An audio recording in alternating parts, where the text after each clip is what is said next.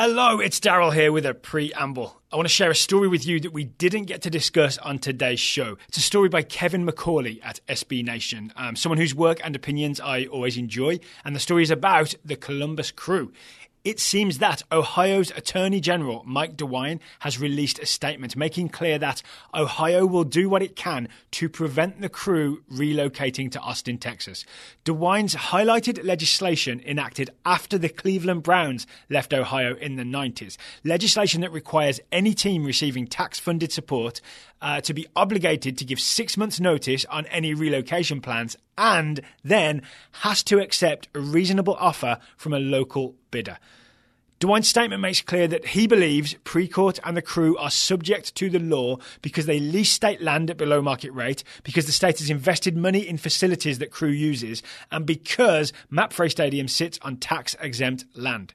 No guarantee that Precourt can't or won't fight this and argue otherwise, or even just leave and attempt to deal with the legal consequences at a later date. But I personally love the idea of the Attorney General joining the fight to save the Crew, and maybe even the idea of Precourt being forced to sell to local ownership. Read Kevin's story for more. The link will be the very first thing in the show notes. Today's show is sponsored by RXBAR, the whole food protein bar made with 100% whole ingredients.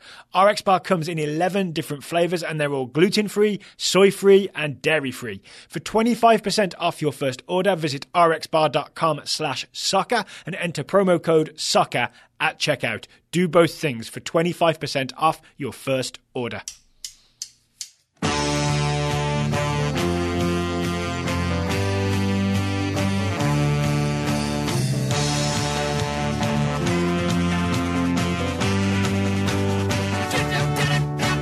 Hello and welcome to the Total Soccer Show. My name is Daryl Grove. Sitting across the table from me is a man who has not yet announced his candidacy for US Soccer President. He's got, 4 days? His name is Taylor Rockwell. Hello. Hello. I think I'm one of 4 people left in the country who's not running for president. You might be one of them. I don't know. Have you made your announcement yet? I think as a non-citizen I'm not allowed to. Ah, okay. But I'll be fully backing you. How about that? Pass. Whoa, okay. Yeah. So I don't want to write a whole manifesto that then has me having to maybe come up with ideas if I get 3 nominations. So the news last night, yes, pretty late last night, either I saw it late or it broke late, is that Hope Solo has announced her candidacy for US Soccer President. I did not see this coming. I did not see that coming, nor did I see it coming that Grant Wall then reported that she already has gotten 3 nominations, enough that will put her on the ballot or make her an actual candidate. That means that Hope Solo's decision was not just a late night like Facebook post, oh yeah, I'll run. It's like it sounds like she's been working behind the scenes and to secure the nominations, right? Because those things do not happen by accident. You have to make a lot of phone calls, at least. Yep. So I guess I just want to talk about the immediate reaction to it, which was, one was very negative because Hope Solo has a lot of sort of baggage for the many sort of controversies throughout her career. Not just like speaking out against a coach, but there's a court case that is still ongoing. Yep. I believe there was some trouble with her teammates when there was the team bus went for an unauthorized trip with Hope Solo and her husband involved. But I did think it was worth reading her manifesto just to see what is Hope Solo all about in terms of her candidacy. Did you read it as well? I'm hoping you read it. Yeah. What did you make of it? I thought it was really good in the sense that it gave me perspective onto like who she is and why she's decided to run for U.S. Soccer President. It makes me hopeful. I don't think she'll win, but it makes me hopeful that she will be involved at some point because I think she has an honest opinion. Involved in another administration. Yeah. She has, I don't know why my voice went up that much because it is genuine. I think she has an honest perspective and a genuine belief that things need to change in youth soccer. Yeah. Coming from her background where she couldn't afford to go to games and tournaments and stay overnight, and teams would vote to get new jerseys and new bags, and she couldn't afford it, and it's all those aspects of pay to play that are problematic. I 100% agree, but there weren't any solutions, right? There was a lot of her manifesto was a lot of stating the problem without a solution. I copied a line from it. One of the lines was address the issues of pay to play, make soccer financially accessible to all. And that's it's what a I good mean. goal, but I would like to see some ideas to actually make that happen. And that's why I say like I think she has genuine perspective that would be valuable, and she could be a good person to go out and meet with some people and see other people's perspectives on how you might go about getting rid of pay to play. But I don't think that there was enough there in her reason why I'm running. Yeah. To like, and I've seen some people say like, oh, I loved her platform. Like, no, you didn't. You liked the fact that she told a very personal story. Yep. She doesn't really have a platform. It's we need to deal with pay to play. We need to have equality. We need to have a mentality and be the best in soccer. Yeah. And I think I also felt, I'd say we agree with all of that, but Yeah. I'd like to see how you do it. and I also felt like it was sort of, maybe this is like my bias because like I don't have a very favorable opinion of Hope Solo, but it also felt to me as though she was sort of like, address women's issues, address youth soccer. Oh yeah, and the men's team isn't very good. Deal with that too. Like again, it was just sort of like, and I know that that's probably how the women's team has felt many, many times from their own perspective of that it was sort of like, oh yeah, and those world champions too. Correctly. Absolutely. But I think again, if you are running for the president of U.S. soccer, you have to have a more concrete, well-rounded like opinion and platform than simply this needs to change and I don't like this and also this thing. So I agree with that. I also noticed she was very much about how US soccer is kind of business first and not soccer first. A line I want to quote from it is, the business strategy at US soccer cannot continue to be profit before progress. And that really, so I think Everett Ronaldo is kind of on that same train, right? And that really rings true with me. Like I really see US soccer as a body that is looking to make money as opposed to, and looking to make money for soccer, and then they probably convince themselves that this is for the good of soccer. But you're really taking your eye off the ball and onto the dollar bills that have been formed into the shape of a soccer ball. I bet there's more than a few journalists out there who have dollar bills in their eyes when they've already started writing their book about the what will be the 2018 U.S. soccer presidential election, because there are so many wrinkles to this, and there are so many people in there that's the other thing I find myself wondering is Hope Solo is by no means a conventional candidate. So then I was like, well, is she in there like intentionally, like to stir things up? Is she to take away votes from other unconventional candidates? Is she there to challenge to split the SUM? way out of vote, kind of. Yeah, there's just lots of like curiosities involved in this presidential campaign. Here's the other weird thing is before this, I would say Eric Ronaldo was the most famous person in the running. Hope Solo is now the biggest name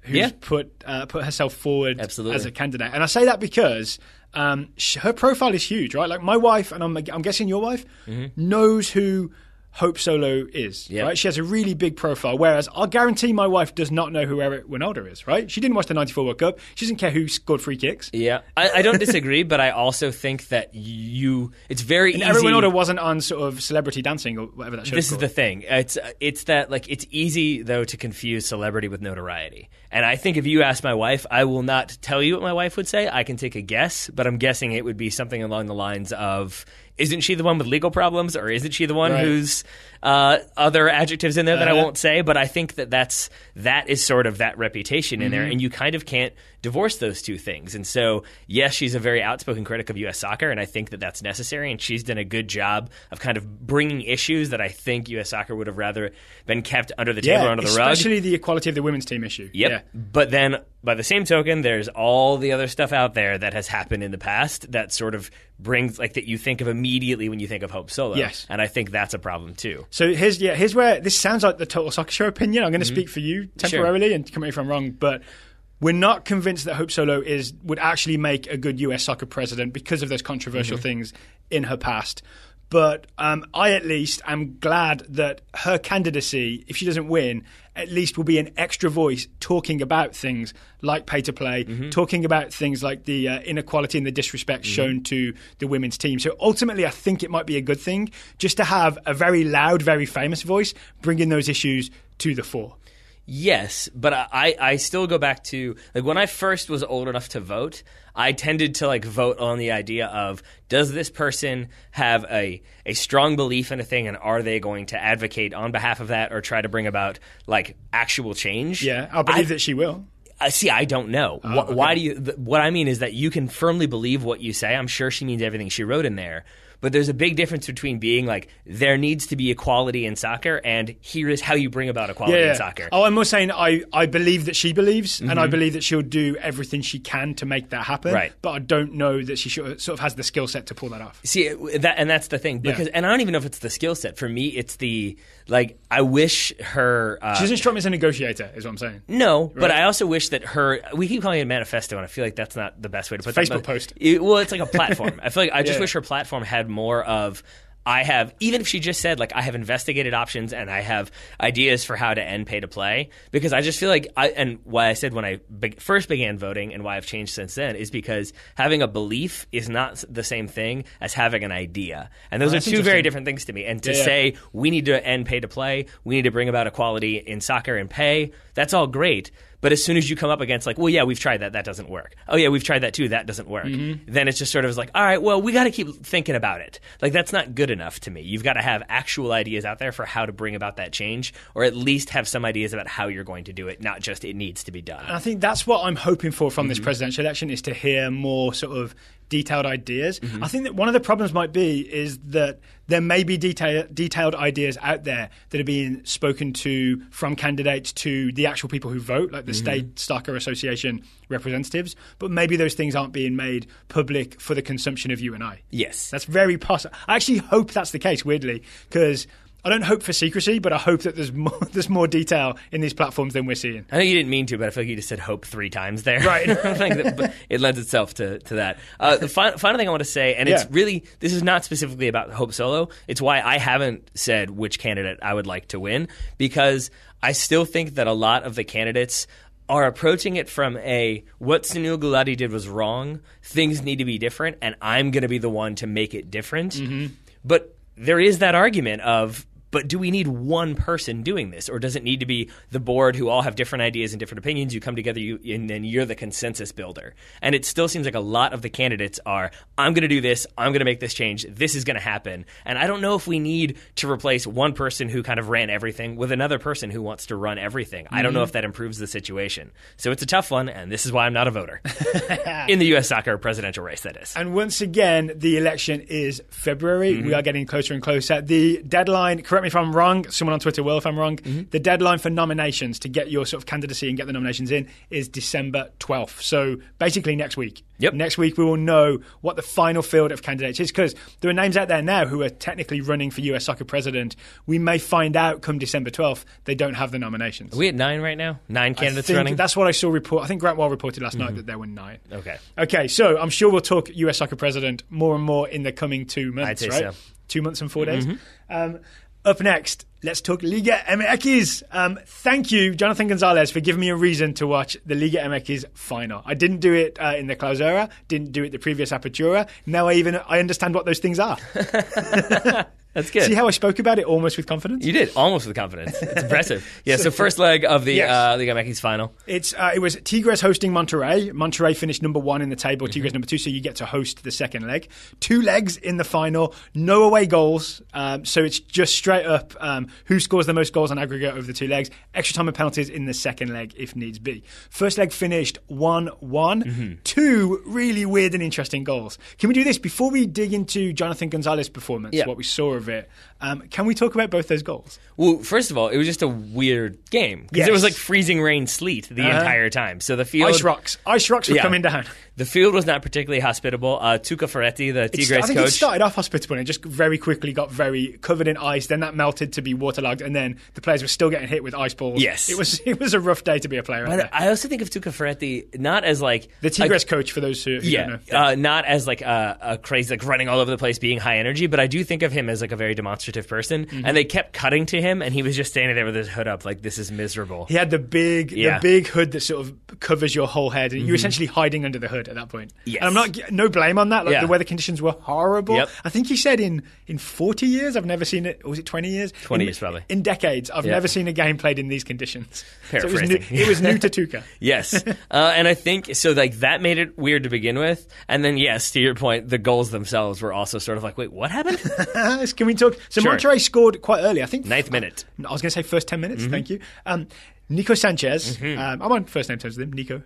He's an Argentinian defender. I found out, I really wasn't very familiar with him before. Monterrey defender. 3 of their back 4, scored a head out from a corner, and I'm sure if you haven't seen this, you're picturing it wrong. It was very different to what you're picturing. Yeah, it was. I mean, it's basically ball at the near post. Yeah. But I would say if he doesn't get ahead to this, it might go off the post and out of bounds. It might go straight into the side netting. Yeah. But it's a great little flick from Sanchez that... It proves that it defies physics. This flick defies physics. I don't understand how he did it. Well, I think people, like, if you're new to the game or if you've never really like looked at it, you can kind of not understand how important that little flick can be. That just off of a punt, just that little like touch of the ball, like of the head to the ball, can absolutely change the trajectory and send a player in on goal. Or in this situation, just that little redirect can cause immense problems, specifically for Tigres' goalkeeper, and specifically because there's nobody else defending the near post. Yeah, so Monterrey had no one on the posts, right? Nope. No one defending the post. Tigres,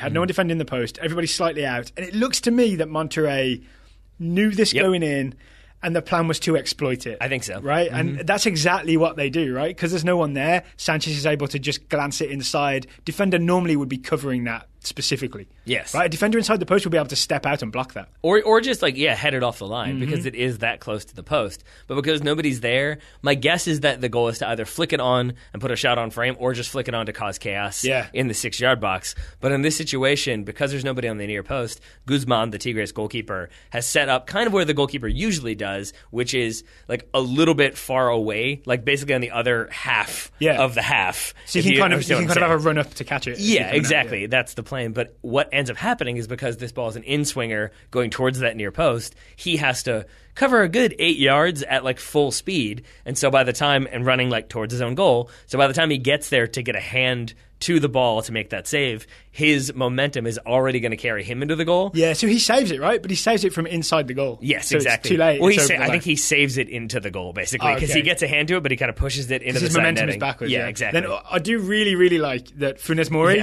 number 7, twin of the Everton defender, just make sure. Just in case. I mean, everyone was already celebrating, but he just like sticks a leg out and pokes it back over the line just in case there was any doubt. Well, that's a proper striker. Because Guzman does by the way, for the second goal, he defends like a proper striker. That's true. But it's because Guzman, I think, like he pushes it into his own side netting, but then he falls over, and it's kind of difficult for a half second to see where the ball is. Yeah. And I think maybe he just thought, like, I'll just knock it out, and then maybe people will think I saved it. Yeah, it's possible. And then Funes Mori says no, just to make sure. So I think if anything, it's a smart decision by him to poke it home. And to me, the real tell that Monterrey exploited the lack of men on the post is that the next corner Monterrey they did it again. Tigres put men on the post. And Monterrey aimed for it again, even so. Yeah. Yep.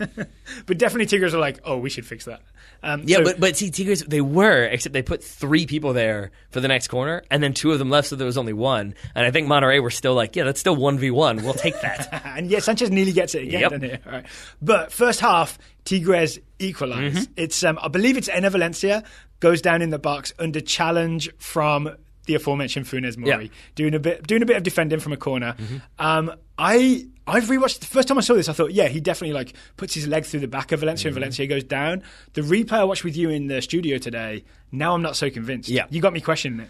I mean, it looks for all the world like Funes Mori just barges into the back of Valencia, knocks him over. Maybe it's a little bit clumsy, it's a little bit desperation, it's a little bit field conditions. But when you watch it again, it's less of a barge. There's definitely a little bit of contact. It looks like it's Funes Mori's left knee to Enner Valencia, like the back of his right thigh.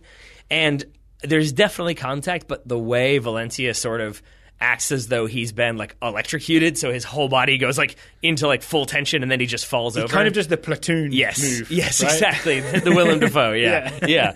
I mean, and so whenever that happens, like, because there's a difference between getting your just getting clipped and then like going flying because you're running at full speed versus that I've been shot in the back sort of sprawl. Then to me, again, things can be 2 things. There can be contact, but that contact doesn't necessarily mean that he was bundled over and it should have been a penalty kick. Yeah. And then I think the Tigres players were all protesting wanting a red card for that one because there's an argument to be made that it was last man or denying a goal scoring opportunity. Yeah.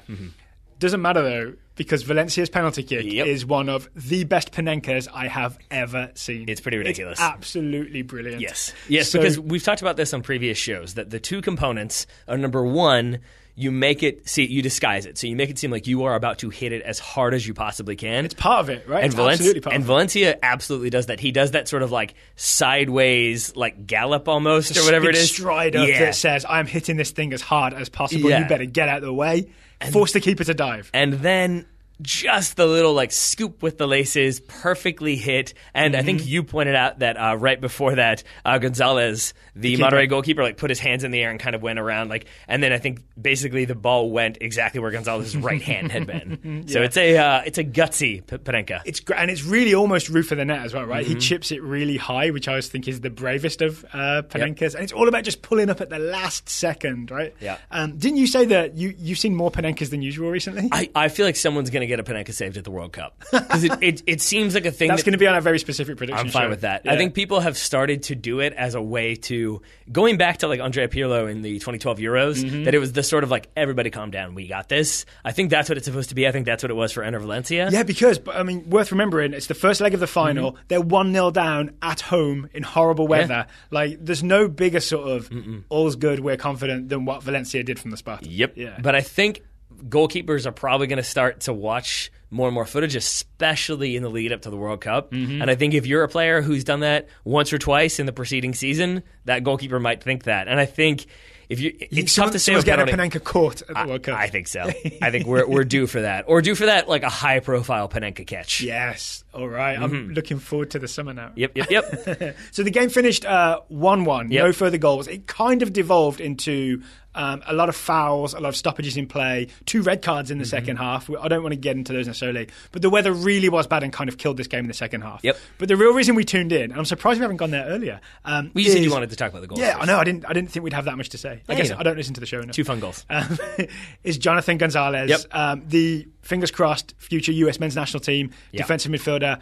Been brilliant in the last couple of months for Monterrey. Started this game at defensive midfield. Of course, wasn't a surprise to see him start. It was not. What I think was surprising, given everything you just said about kind of the way the game devolved, about the bad field, about the number of cards that came out, Jonathan Gonzalez, the defensive midfielder for Monterrey, no bookings. And I think that, again, that is not surprising when you kind of look at what he does for Monterrey. We've talked about how he keeps shape, how he blocks off passing options, how he kind of eliminates opponents further up the field by taking away that passing lane. He did all of that. He did. It's almost like not worth getting into the specific. I know you're not, but I'm saying we've repeated that many times. We have. So instead, what I want to focus on is how he does essentially everything. And I guess I'll just go ahead and read the scouting report now because it bleeds into it. Oh, okay. But we had a report from Louis Mitchell Jr. Scouting Jonathan Gonzalez. He said there was a Liverpool scout in attendance for Monterrey's 1-1 draw with Tigres. Whoa, so is that the Matt Doyle rumour from the other day? Like big teams are looking at Gonzalez and there's a potential 10-figure bid. And it sounds like he was there specifically to watch Gonzalez. In addition, reports on Twitter say that Bayer Leverkusen and Borussia Dortmund and several other clubs are preparing 8-figure bids. Wow. But I'll say this, Dortmund and Liverpool make even more sense to me now because watching this game, one thing that we've heard Jurgen Klopp talk about in the past when discussing the Gegenpress is the idea that you don't overcommit. You don't go hard into tackles. You don't So you can't be like sidestepped, or you can't give away easy fouls. Essentially, both of those things, and especially the sidestep, because if you go in too hard and they bypass you, now everybody else has to adjust. When previously they were in the right position, now somebody else has to slide across. Now their man is open. Yeah. In this game, we didn't see Jonathan Gonzalez do that. We didn't see him over pursue or go clattering into people. If anything, he drew a number of fouls at least in the first 15 to 20 minutes. I still don't understand how he does it. He sprints and closes down, especially when like teams cross the halfway line, essentially, and he's in the face of the guy with the ball, but he isn't overcommitting, and he never leaves a gap, even though he's almost always going to pressure the guy with the ball. You would think you could draw him out of position and exploit that space that he's left behind, but he just seems very good at, like, if he gets in your face, the best you can do normally is turn around and play it backwards, and then he goes back and holds that spot again. Yeah. He's like I think I compared him to like a really effective guard dog. If you're going past like a warehouse, in that, like, that guard dog is like, you are not coming in here. He's like barking at you, yelling at you through the fence, and once you've gone past, the dog's like, the dog's cool again. And I think this is where I'm going to say... I don't mean to be disrespectful comparing him to a dog. I really mean it in terms of the ferocity and how much it scares you of entering that property. See, I'm going to keep it going, though, because I'm going to say there can be different types of guard dog, and people can go for, like, the big, intimidating dog. Yeah. But a Jack Russell Terrier is also a guard dog because it's high energy, it covers distance, it will bark. And if you knew this, I grew up with a Jack Russell Terrier, and my parents also have a Jack Russell Terrier. There we go. Right now I know all about that. Right. And like that can be an effective guard dog too, because it's quick and fast and can cover distance and can let you know. And smart. And that's what smartest dogs on the planet, possibly. My dog would like work with you. No big deal. No bias at all. But what I mean by that is, like, if you look at Jonathan Gonzalez, I do think part of it is that he has, I always go back to it, like the Leo Messi center of gravity. He's shorter, he's lighter weight, and so he doesn't get knocked around as much. He doesn't lose his balance as much. The Leo Messi of defensive midfielders. Watch him run. Watch him when he closes people down. In the last 5 yards, the dude can run, can sprint in a crouch. And that's a key thing, is that he approaches it already in good defensive shape. He's not running up and then like jumping into like a defensive posture. He sort of approaches the ball, so by the time he gets there, he's in good defensive shape, not gets there, then gets into shape. And I think that's crucial a big part of seconds it that too. you save there. Exactly. Right? Okay. Okay, so we've obviously praised Jonathan Gonzalez heavily. He is involved in the goal that Monterrey concede, right? So it's a corner that comes in. It's kind of see that Mexico? Cleared. You can't trust him. You don't want him on your team. Half cleared, and I would say Gonzalez slightly panics and just tries to clear the ball upfield, and then the ball comes straight back. It's like lofted back into the area, and that's when Funes Mori fouls Enner Valencia.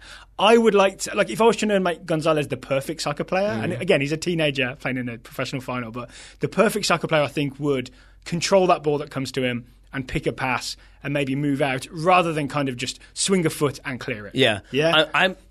I'm not sure I agree with you, but I take your point, which is that he's 18. He's an 18-year-old midfielder who has a lot to learn. And I think you saw it a couple times in this game that it felt to me like he had been told, play simple, don't try anything silly, don't get caught in possession, don't give them any opportunities. And so it felt like he would do that almost to a fault, where, he could maybe have taken a touch and found a pass. He's got the skills, right? He's got the skills to get himself out of trouble, I think, and maybe you might see him get more confident, take more risks as he gets older. Yeah, because it did seem like at times that he had been told, like, you have 2 touches max. And like to the extent that it felt like if he took a second touch, he would have just walked away from the ball the way you have to do. Max. Yeah, and so it did seem like there were a couple passes that maybe a year from now or 2 years from now, he turns the ball and goes the other way and doesn't just try to force the ball in. I'm thinking of one specifically where he plays, I can't remember who he plays it to, but he plays a short ball into them, but they're surrounded by 3 people. I believe it was a Monterrey player. But there's just a thing that maybe 2-3 years down the line, you see Gonzalez maybe always select the right pass. I really feel bad because we've gone from the point of being all in on him, which I'm still all in on him, but now we've watched it so much that we've started noticing That's what happens. The little things that aren't perfect, and I feel bad talking about it now. Lest you forget, we did this exact same thing with Pulisic. Yeah, we we went did. from being And super pumped that he was starting to like, because remember Pulisic's thing was, do you remember? Kept crossing it into people's shins without looking. Yeah, he would do that, sort of dribble to the end line, cut it back as hard as he could, but never looked to see where the people were, and got way better at it. Okay, so we're right. Yep, there we go. Okay. We are indeed. So back to those transfer rumours, because we've basically read the scouting report from Lewis Mitchell Jr. now, right? Do we want the move to Liverpool? Because I think no. To answer my own question, because you're a Man United fan, of course. But to answer my own question, I want Jonathan Gonzalez to win Liga MX Apertura, and then get out of Mexico, before someone convinces him, hey, you could start as a defensive midfielder at the World Cup next summer. Yeah, there was only one transfer window. There's only one Mexican player in the starting 11 for Monterrey. The goalkeeper? Yes, also Gonzalez. But it really did make me wonder if he were playing for a club where there were more Mexican internationals, if maybe there is a little bit more pressure. Well, that's interesting. Maybe if his head gets turned slightly. As far as we know, he is still firmly committed to the United States. I keep preaching confidence, but just the more I want it, the more worried I am, if that makes sense. Schalke, get in there. Well, no, then he's competing with McKennie. That's fine. Put them together. They'll be best friends. I like the idea of Liverpool. Yeah, it makes sense. It really does. Liverpool or Dortmund, I think, although Dortmund maybe not right now, but Liverpool, certainly it seems like an obvious step up, but it's sort of like, because it's such a big step up, it would allow him, I think, a little bit more time than, like, you wouldn't expect him to go in there and immediately be starting. It would be sort of like, okay, he's going to be on the bench for this game. Oh, we got a couple minutes. Oh, that's good. Okay, he's playing his way into form. All right, since we're talking Americans and big moves, I don't think we have a scouting report on Tyler Adams today. We do not. We do not, but there was a rumour yesterday via Calcio Mercato, I believe, which means basically football market, transfer rumours. But it's a respectable website, as I understand it, linking Tyler Adams with a move to Roma, which has an American sort of ownership stake, right? Yep. I'm pro that. I want a reason to watch Serie A, and Josh Perez losing 3-0 in Serie C is not quite doing it for me right now. If he's starting for Fiorentina, that's a team I would watch. But yeah, Tyler Adams, the story I read was that they're looking at him as a replacement for Daniele De Rossi, which is quite the compliment for Roma, right? Yeah, that's big. Although almost as good as being the replacement for Francesco Totti. And we almost talked about this yesterday, that this feels to me like a definitive Monchi is now the director at Roma. Oh, the former Sevilla. Yes, because it's basically a person who can come in and find those kind of value players, those value buys that will play the system, that have that high soccer IQ to be able to figure out the system, keep it going, and then basically either be sold on for a lot of money or win the Europa League. So if we do end up with someone like Monchi being the pipeline, because if he identifies value in Major League Soccer, that's a great pipeline to get a lot of promising young Americans over to Serie A. I'm sure the New York Red Bulls are not going to love the idea of being a pipeline, but, make some money, I guess. Yeah. All right. So very exciting future for American teenage midfielders, it seems to me. Later on, we're going to talk Manchester Derby. We are. But first, today's Total Soccer Show is sponsored by RXBAR. That is right. RXBAR is a whole food protein bar, which means they're made with 100% whole ingredients. They label those core ingredients, egg whites, dates, and nuts. You get those on the very front of the package. You sure do, in big capital letters. Indeed. And then the ingredients that make up texture and taste on the back. That means no fillers, additives, chemicals, or added sugar. And I used to wonder...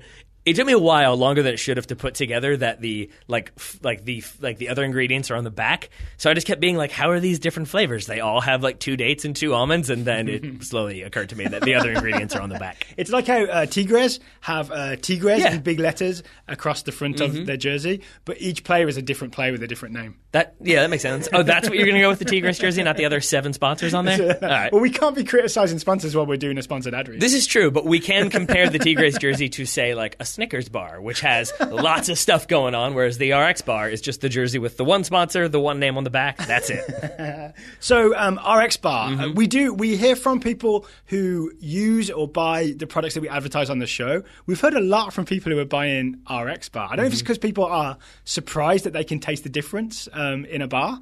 Yeah, but we get a lot of emails from people saying, "Oh, I tried it, I like it." I think some people CC RX bar as well, which is always good. Certain people find that which is healthy to be delicious. Other people find that which is delicious to be delicious, and it seems like RX Bar have found a way to bridge that divide so that which is healthy is also delicious, and I think people are pleasantly surprised as a result. All right, so if you want to get involved by eating some RX Bars, you can get breakfast on the go, snacks at the office, pre- and post-workout foods. All of those things are true. You can get 25% off your first order if you go to rxbar.com/soccer and you enter the promo code SOCCER at checkout. I'll say this, RX are making you work for it. They are indeed. You've got to go to a specific URL, rxbar.com/soccer. It'll be in the show notes. Then you enter the promo code SOCCER at checkout. You get 25% off your first order. Thank you to RX Bar for sponsoring today's show. Indeed. And thank you to the Manchester Derby for existing, because it always makes for a good weekend. Oh, I think I forgot to add the second leg of it's Monterrey versus Tigres. The second leg, which is at 1-1, is Sunday. It's on Sunday, December the 10th. It's on Univision Deportes. It will be featured in the weekend review, I believe. Sunday's going to be an epic day of soccer. Sunday's busy. The reason I say that is because the Manchester Derby is Sunday as well. And the Merseyside Derby before that. So you've got games all day. Yep.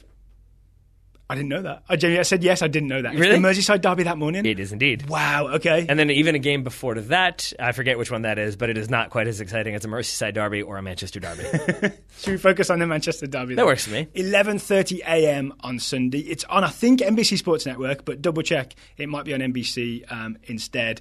It's been billed as kind of the title decider in December. It sure has. If I was doing a poster, that's what I put on it. Yep, and it has been. It's at Old Trafford, is the important part. And I've read a lot of articles that do that sort of quick explainer as to why nobody else is going to be involved in the title race. So it's there are problems at Chelsea. Tottenham are young. It's just quick dismissals of I'm not sure if that's totally accurate. I feel like those clubs could certainly mount a title challenge of their own. But right now, it is Manchester City in first place, and Man United trailing, and Man United hosting. And the key thing there being that right now, 8-point gap. Man United loses suddenly, that's an 11-point gap. I'm not sure if anybody else can get closer if they win this weekend, but that's what it would be between those two sides. And then the big news, which we've already talked about, Paul Pogba suspended because of that red card last week. So no Paul Pogba for Manchester United. I have a theory about this game. Sure.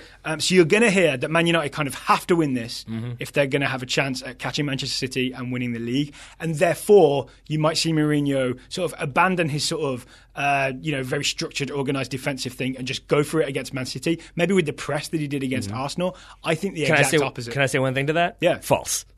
Yeah. Not happening. So I honestly think, yes, Mourinho will see this as a must-win, not like a draw is fine. Right. It's a must-win. But in Mourinho's head, the way to win this game is to be very, very good at the structured defending and catch Manchester City on the counter and just do that to the best possible version of that is the way to win this game. I also think there's a chance that in Jose Mourinho verse, this is not a must-win game for Manchester United. This is a must-win game for Man City. And I think that is probably how he will phrase it after the fact if it finishes 0-0 or 1-1. Okay. Because I think the argument there would be, not saying I believe this argument, but I think the argument would be it's City's opportunity to widen that gap at Old Trafford to really kind of kill off the title race in December, whereas United can kind of weather that storm, hope fixture congestion causes problems. Maybe some people pick off points, and then when they go to City Stadium, they can Etihad. I prefer to go with City Stadium. City of Manchester Stadium, the old school one. I honestly thought you'd forgotten, so you're just saying City's Stadium? No. I should credit you with more. It used to be City of Manchester Stadium. You're right. No, but you're right. It is the Etihad. And then I think that would be the argument then United go there and it's on them to try to make something happen. Although when that game comes around, I then wouldn't be surprised if Jose Mourinho was like, no, it's fine. But yeah, so I just think they're probably not going to be, especially with no Paul Pogba, who has been that link from defense to attack.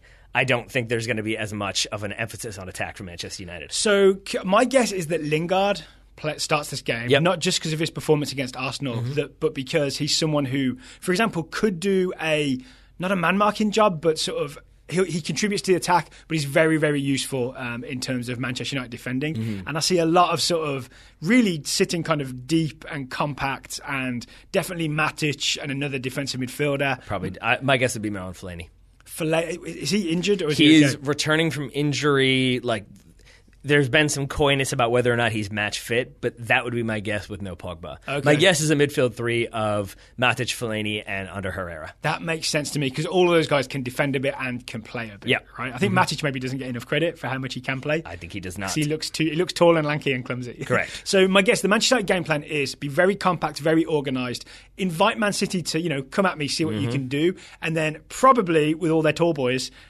score on a counter attack or a set piece, and that's how they win this game. Here's what I really think as well. If you look at, I can't remember exactly who Man City have played recently. It's definitely West Ham. I think Watford are in there, and they've not struggled. They've won, but they've relied on late Raheem Sterling goals, essentially. Everton too, as well. Everton, yeah. Those teams have sat back and really frustrated Man City to the degree where, yes, Man City still won, but it was close. It was closer than it has been recently. And if you just imagine all those teams we mentioned, right, West Ham, Watford, Everton, Manchester United are far superior in attack to those teams and far superior as a defensive unit, especially under Mourinho.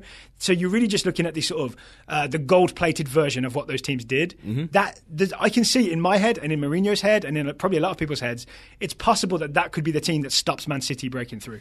It's possible. I think that this could be like a hipster's pick for best game of the first half of the season. Why is that? Because I'm imagining a kind of frustrating day with Man City moving the ball around, but United sort of bunkered in there. Agreed. But I think it's because the way these two teams are going to be set up in terms of my expectations, they are made to neutralize the other one's threats and capitalize on the other one's vulnerabilities. And so I just think it's going to be one of those chess match games where this player gets pushed a little bit wider and then this player comes inside, but then that player came inside, so then this player does this. And I can just see a lot of adjusting on the fly based on what's happening on the field. Yeah. Do you imagine Guardiola throwing any sort of weird tactical curveball out there? We watch this game and we sort of we just see some weird thing that he's done? Or is it kind of the usual thing he's been doing recently where you've got a lot of width, a lot of guys spread out to sort of spread the field as far as possible? I think it's probably doing the usual thing, and I say that because with Pogba being gone, that's one player who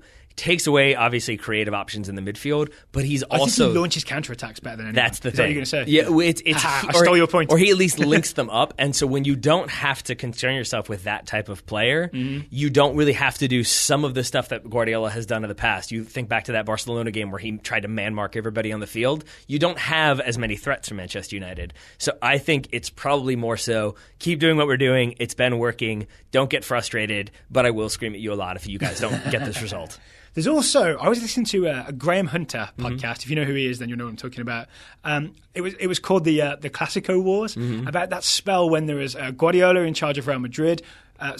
Guardiola in charge of Barcelona, Mourinho in charge of Real Madrid, and there was that spell when they had sort of a Champions League semi-final, Copa del Rey, and a league match all within the space of a couple of weeks, and it just became this really heated thing, and they were always in the media going at each other. There were 4 Clásicos in like 2 weeks, right? Yeah, and it really boiled up. And what I've noticed this time round is I haven't seen much in the press. I think it's normally Mourinho tries to get the edge in the press, right? Yeah, I mean, I think it's just been a little bit of like, yeah, this guy's injured, that guy's injured, this guy won't play. And I think it's like kind of setting the table for we had so many injuries, City have no injuries. David Silva, maybe people thought might not play, I thought might not play, has been fully cleared, so he'll start. So I think that's maybe where Mourinho is laying the groundwork. But he's not trying to like getting Guardiola's head, right? And like get him to say something, like he got Rafa Benitez to say something. Yeah. Sorry, like Ferguson got Rafa Benitez to say something. Yeah, I could be totally wrong. I feel like that rivalry has died down a little bit. I think there are so many big-name, high-profile managers in the Premier League these days that you could really create rivalries everywhere. One final thing. You've hinted off air that you have a sneaking suspicion that Zlatan Ibrahimovic starts this game. Yep. Why is that? No idea. Because he hasn't played any of the recent games, right? It's been Lukaku, and Lukaku's done really well. Scored the equaliser against CSKA Moscow. Yep. So I don't see the benefit of starting Zlatan in this game unless it's just some weird Mourinho surprise thing. That's it. I think that's the only reason why I see that. He hasn't been playing lately. Mourinho said it wasn't due to injury. It was due to like coming back from that knee injury, that it just takes time. Like easing in? Yeah, essentially. And it's just sort of like when you haven't played in a really long time because of injury and then you play that one game, it takes that much more out of your body than if you're like fully match fit. Yes, so I think that's part of it. But it feels like that little Mourinho wrinkle that I could see happening, especially if you're doing long ball stuff. If United are going very direct, then I could see it being Zlatan, who's very big, very strong. So too is Lukaku, but I could see it being Zlatan, who's flicking it on to Martial and Lingard to run onto. So that means no Lukaku. Right? Possibly. I mean, this is all just kind of like complete conjecture. I would also not be surprised at all to see the kind of expected front three of Lukaku, Martial, and Lingard. That makes the most sense to me. Still weird to me that Jesse Lingard is one of the expected front three starters. And then do you imagine a back four for United or a back three that's really a back five? Back five. Yeah, back five? Okay, I can see that too. It tends to be the case. I think Jonathan Wilson... Wilson... we've named too many players now, right? If there's a back three, and then there's, say, Young and Valencia as wing-backs, then you, get three midfielders... I think basically you're going to get with Tigre... Yeah, you're right. That's then you only have two strikers. So maybe he doesn't go with, like, Martial or Lingard or any of those guys. Maybe he goes the three centre midfielders we talked about, Fellaini, Herrera, and Matic, and then Lukaku and Zlatan. Oh boy. 5-3-2. But you still have everybody collapsing back. Yeah. And then maybe you have Lukaku or Ibrahimovic is tasked to join the midfield and form a 4. So it's a 5-4 and then a 1. Maybe they take it in turns. Maybe they try to sneak 12 on. That's what I think they're doing. I like that plan better. 5-4-2. Yeah, I mean, because I think Jonathan Wilson for The Guardian wrote a good match preview of this one. I think I saw that. And I think his point was Mourinho tends to do a back three when the opponent is going to do a back three. That's what I'm thinking of this, yes. And City probably will. I'm guessing so. Yeah. I don't know. So it will be very interesting to see because, I guess that's what it is. I could see a couple different formations with a couple of different players in those formations. I think so the reason I really love this game is there is the sort of difference in approach, which I think is so obvious we don't need to spell it out, but Mourinho more practical, Guardiola more principled in terms of how soccer should be played, and that's always fascinating to watch that clash happen, right? Especially when there's big stuff on the line. But then there's the fact that within those approaches, each coach usually has thought about a new way of twisting it or doing something a little different. So there will be, as well as the standard narrative of philosophy meeting each other, there's a couple of little Easter eggs in there ready to be uncovered on Sunday morning. Yep. It's going to be good. It's going to be interesting. So once again, it's 11:30 kickoff. It's an odd kickoff time. I'm not 100% sure why. My guess is maybe Manchester Police might have that's probably it. Or maybe Sky TV. You got to get all the police from Liverpool to Manchester. So as soon as Merseyside Derby ends, everybody gets up to Manchester. That's kind of not impossible. Like it's not that far away that you may need some forces around the northwest. Yeah, I know. I think it'll all be fine. We'll stop speculating. Let's all be friends. Strategy. Everybody be friends with everybody. But on NBC Sports or NBC, we will of course have a review of that game as part of our weekend review. So much going on. Also this weekend, It's MLS Cup. It is. 4 o'clock Eastern on Saturday in Toronto. It's Toronto versus Seattle Sounders. If you haven't heard our preview, we did it early to get it out there early. Tuesday show, go back through our feed. You'll find a pretty big, I think, MLS Cup preview. We kind of get really deep into the tactical elements of that game. We do indeed. That is a great preview. And we want to do a little bit more previewing of the Manchester Derby by taking a look at today's sponsor. Okay. Our other sponsor of the day is brought to you by FUTCHI. FUTCHI! FUTCHI, makers of the soccer rebounder. I'll beat you to it. It combines squash and soccer. You serve the ball, bounces off the net. You try to keep it alive. Try not to be humiliated on camera, as both of us so often were when we filmed ourselves playing FUTCHI. We've both met victory and defeat. And we have. We tried to treat those two imposters just the same, but we didn't. But you can have the moments in FUTCHI where you try too hard and you don't pull the skill off and you miss spectacularly, or you can have those moments where you really rise to the occasion, make the heroic play. Yeah. So what I want to do is use FUTCHI as a way to say, who do we think is going to be the key player in this Manchester Derby? Who could either try to do too much and be the GOAT, but not the G period, O period, A period, T period GOAT, or who could be the actual greatest of all time? I am going to say Ander Herrera. That is literally who I was going to say. Okay. So we'll say the same player. No, let's say the same player. That's fine. You know him better than I do in terms of his game, so I'm going to actually leave it to you to explain why you think Ander Herrera is the possible GOAT. Okay. I think it's because without Paul Pogba, he is probably, if he starts, watch him not even start, he's probably the one who is going to be the most suited to linking defense and attack in not a long ball situation. But he's also the one who we've seen in the past has specific defensive jobs and specific tasks. That could be marking a specific player or staying central or kind of patrolling a certain area to make sure nothing comes through. But he's also prone to being a little bit overly aggressive and a little bit reckless in challenges. So he could be that player who has a phenomenal through ball that leads to a goal for Manchester United. He could also be a player who's sent off for a second yellow in the first 25 minutes. Agree. Okay, so I'm going to go from a Man City angle then. Obviously, there's a lot of difference makers that you could think of, like David Silva, Kevin De Bruyne, Raheem Sterling. All of them are capable of a bit of magic that kind of decides this game. Gabriel Jesus. I'm just listing players here. You are. John Stones. Yep. I think John Stones, everybody's talked about how he's sort of been much improved under Pep Guardiola. He's a much more confident defender on the ball. He seems to be making really good defensive decisions off the ball, when defending. I think this is the first really big test for him. Because of the way we're conceptualizing this is a kind of Man United counter-attack. There will be moments when, like say it is Lukaku, maybe there's a through ball to Lukaku, he's running onto it, it's John Stones with him, and he's got to make that good decision, like of whether, do I go to ground here and slide and end this? Do I just try and, shepherd him out wide and stay with him? Lukaku's going to cut back on you, he's going to try all kinds of different things. I think it's a huge test for John Stones to sort of stand up to the pressure of this game. Because remember, it wasn't so long ago that he was thought of as this guy who's got like the skill set, but not necessarily the correct decision-making ability. I'm with you. And then I think also in the MLS preview, we talked a little bit about how Josie Altidore for Toronto has a tendency to like drop 20 yards really fast to win that long ball. Yeah. And you make the center back make that decision. Yes. I think that's something John Stones... Should I stay or should I go now? I think that's what he's going to have to deal with in this game. Do you track Lukaku and try to challenge for that header, or do you stay back and risk not like vacating space and leaving an opportunity for somebody else? It's going to be a decision he's going to have to make pretty routinely, I would say in a similar way, Ederson. Yeah. I'd say in a similar way, Ederson had that kind of howler in midweek against Shakhtar when he came off his line and didn't get there. I want to say for the first time in his Man City career. Let's get Claudio Bravo in there. Says the Man United fan. Correct.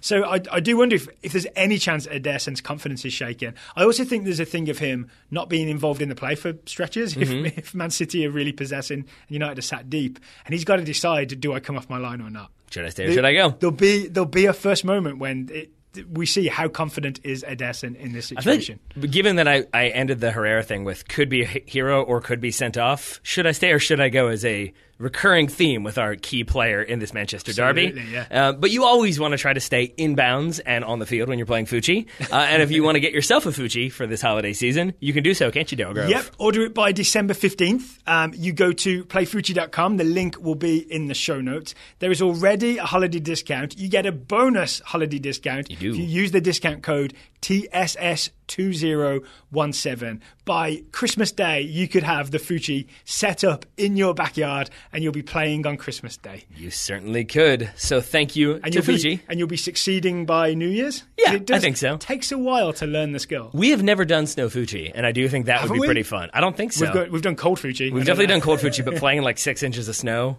it always makes sports that much more fun when you're wearing proper attire. Yep. Shorts and a t-shirt, less so.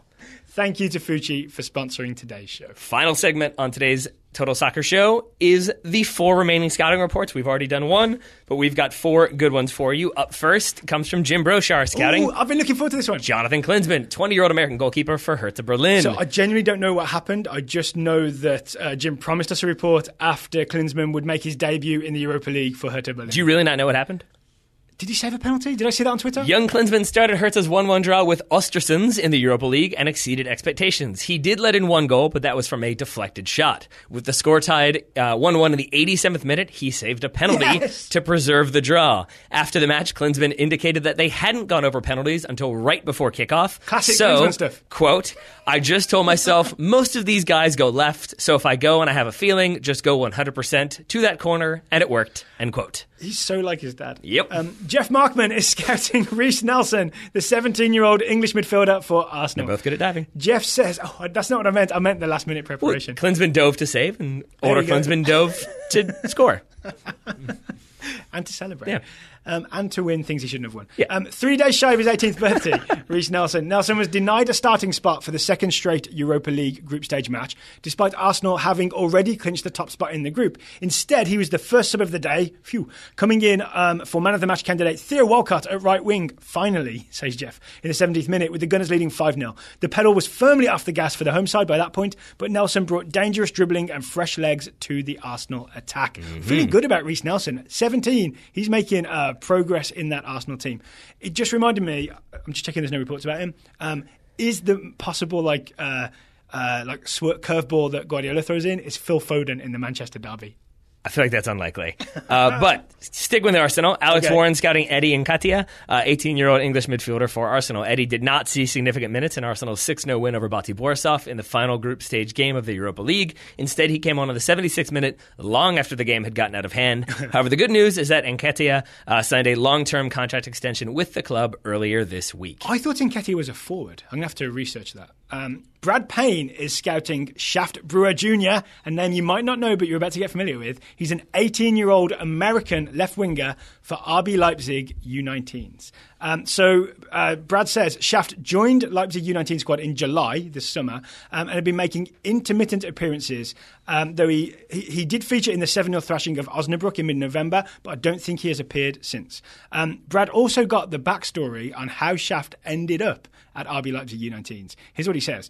He left FC Dallas, which I guess is where he was, prior to signing a pro contract, and then turned down a full ride to Oregon State to pursue options abroad. He had an unsuccessful trial with Hamburg, who, I'm going to editorialise, don't know talent when they see it, before RB Leipzig kept him. Lastly, Brewer says he's grateful to Pulisic and McKennie for taking him under their wings in Germany. How about that? There we are. That'll work. Thank you to Brad for that scouting report. And Alex and Luis and Jeff and Jim.